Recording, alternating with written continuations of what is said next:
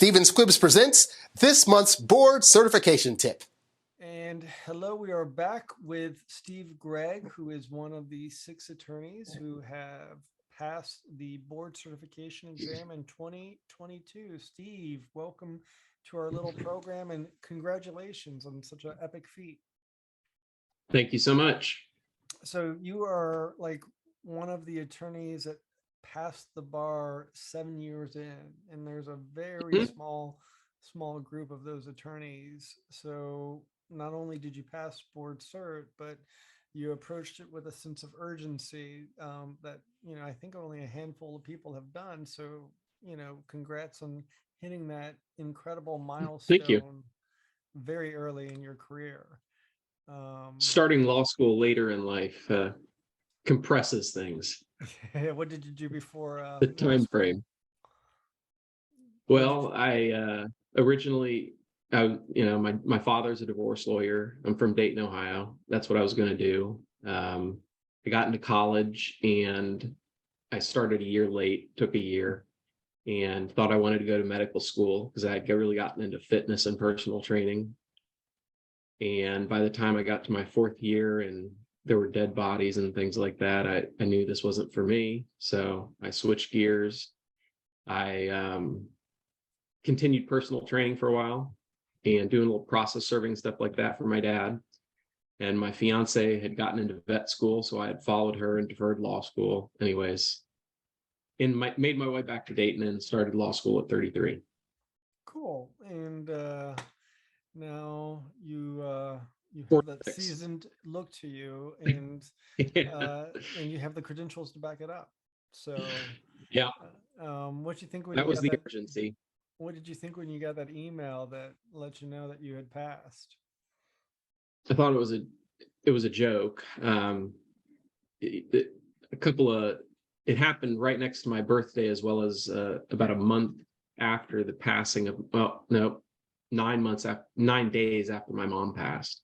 So it was kind of a lot was going on at the time. And I had just come in the office for the first time, I think, since finding out, kind of trying to dig out an email and stuff like that. And that one just pops up at the top of my email. So, it made that day. Oh, that's a cool way to change your perspective. Only 6 people passed. So I know 20-something people. Wow. 20-something people took it. A lot of people say that passage rate is not fair and not reflective.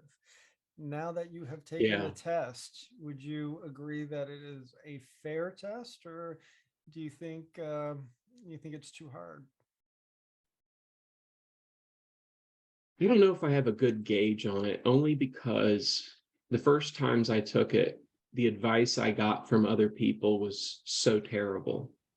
Study for 2 weeks, study for, just read Barbara Abrams. She used to have those kind of condensed little snippets of case law that you could order through Lexis, things like that. And the first 2 times I didn't pass. I wasn't within even appealing distance. In 2020, I changed firms. Belinda Lazara and Kevin Brennan are both partners at the firm where I'm at now. Big advocates of board cert. Yeah. So the first thing they told me, because I had just taken it, they said, "Are you scheduled to review your exam?" I said, "No." They said, "Okay, that's the dumbest thing I've ever heard of. You got to do that."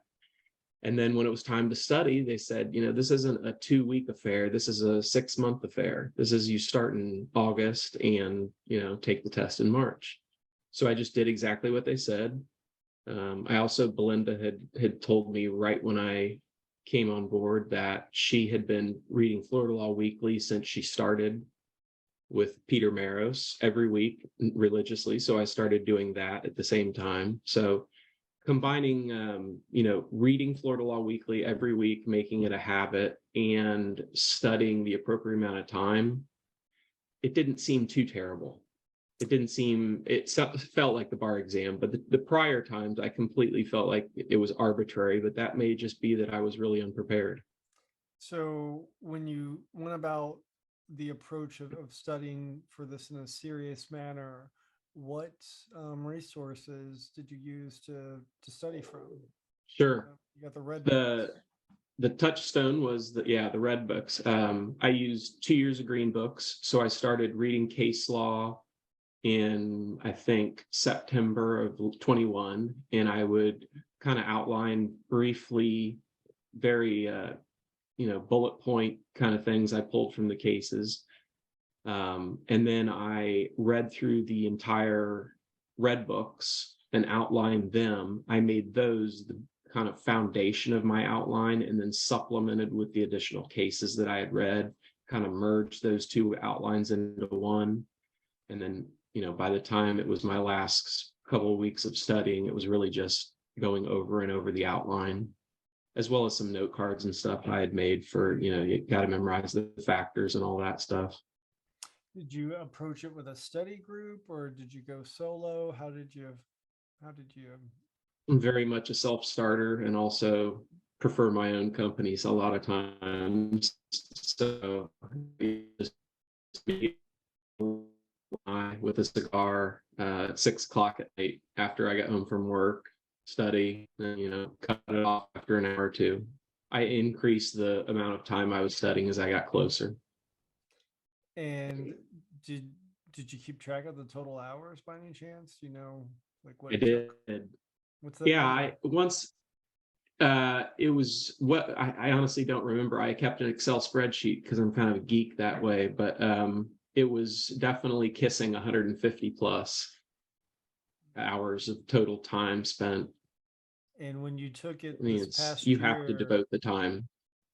when you took it this past year, did you take it live, or did you take it where you're being watched through the computer?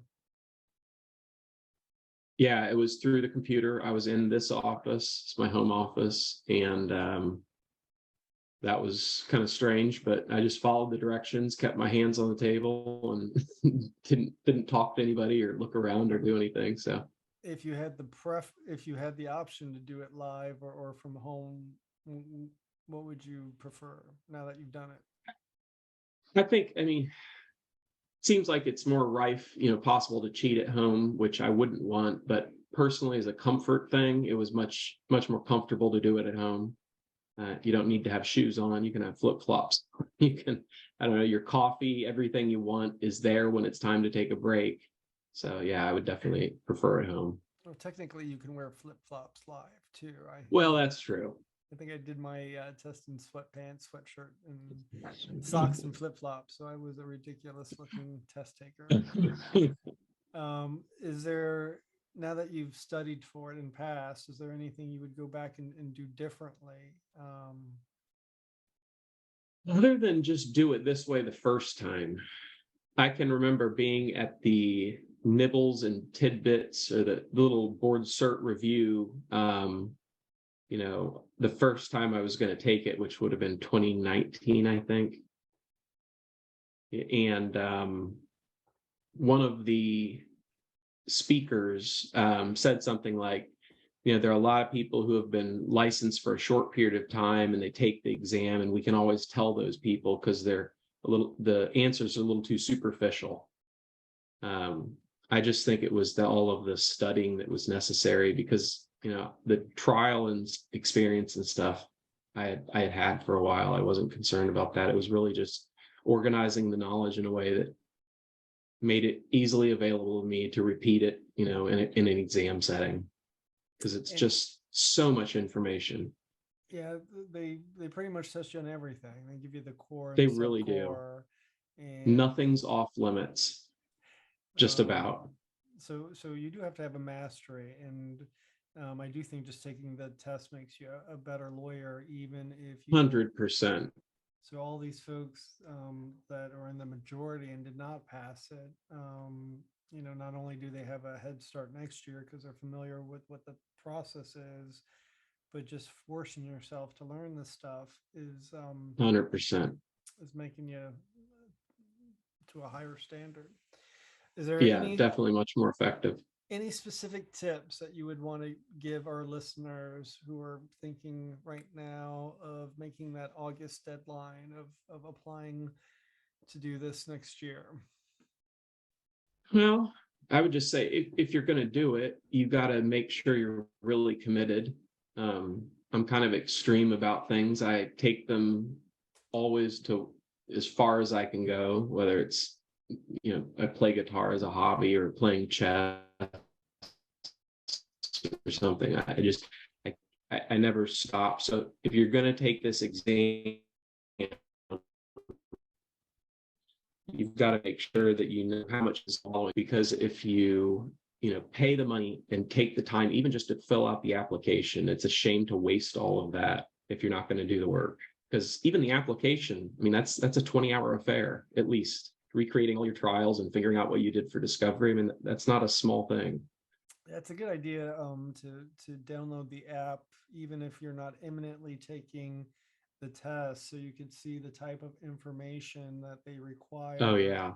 And that's also where they pull peer review from. Who better to send peer review than attorneys you've had trials with. So Yeah, committee, they actually scrutinize that list of trials and cases you do, because the first time I applied, I had to, replace some with others because they want actual legitimate discovery beyond mandatory disclosure or some, 50,000 paragraph request for production. I served 6 years on the board cert committee, which I definitely recommend you do. I think it's the most meaningful committee in the Florida bar, and certainly the toughest. Okay. But just seeing it from their side, and that's really where you take your knowledge to a whole nother level, because being able to grade these exams, and That sounds great. so when you get the committee preference from the Florida bar, not the section, give it a shot. Yeah. And that sounds great. I did it for 6 years, and it was hard, but it was really what I think has been my most meaningful work with the Florida bar. So just something for you to That's check very out, cool. since not too many people Yeah, absolutely. hit this at your level of experience. So there's got to be something special about you, Stephen. Anything else you want to Just share? an idiot fell backwards. fell backwards into a good situation. That's all. Me too. Or anything else you want to share with our listeners, who are all now motivated to go fill out this horrendous application that we're scaring them about, but it's really not so bad. It's really not that bad. You just fill out every detail about every case you've ever tried in your life. It's worse than filling out a judge to be nominated for the judicial committee. And you have the Oh yeah. and, oh God. Now I'm having a flashback to August. Yeah, other than just really taking it seriously, I think it's absolutely key that you read Florida Law Weekly as a habit, because one of the things I noticed, and this is something Belinda told me, and just so the listeners know, Belinda Lazara is the lawyer I'm talking about.